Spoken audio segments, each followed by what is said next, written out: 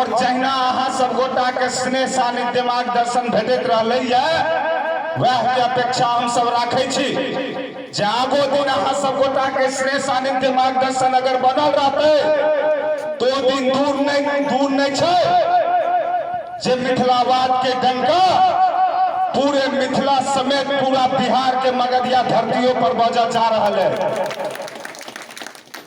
हमरा सब संगे मगधिया सरकार सोतेला व्यवहार करैया। हमर सबके जे क्षेत्र मिथिला क्षेत्र है वो आजादी से पहले संपन्न छ, लेकिन आज के समय में हम सब अपना अधिकार के लेल हर क्षण लड़े के लेल मजबूर छी, अपन हक के लेल लड़े लेल मजबूर छी, अपन अधिकार पावे लेल मजबूर छी। तो अहू सब गोटा से आग्रह करे छी जे अहू सब गोटा मिथिलावाद के विचारधारा के संग अबियो, मिथिलावाद के मजबूत करियो, तखने अपन सबके मिथिलांचलक विकास है।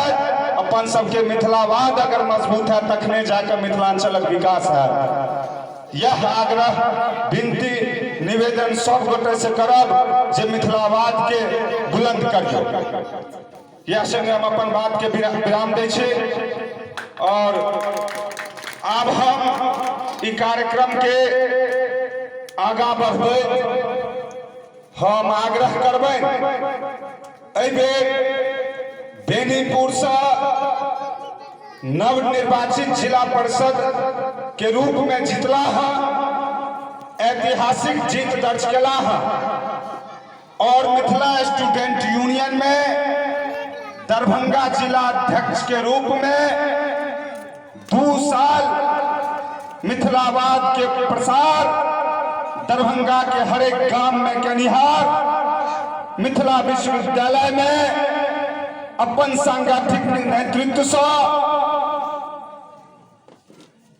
विश्वविद्यालय के अराजकता दूर करने के लिए विश्वविद्यालय प्रशासन से संघर्ष करे वाला मिथिला के बेटा अमित ठाकुर जी से आग्रह करबें जे अपने संबोधन माध्यम में हमरा सब गोटे संबोधित करी। एक बेर जोरदार थोपड़ी के संग स्वागत करो अमित ठाकुर जी के। एहि मंच पर उपस्थित समस्त पदाधिकारीगण के संगे नरमा पंचायत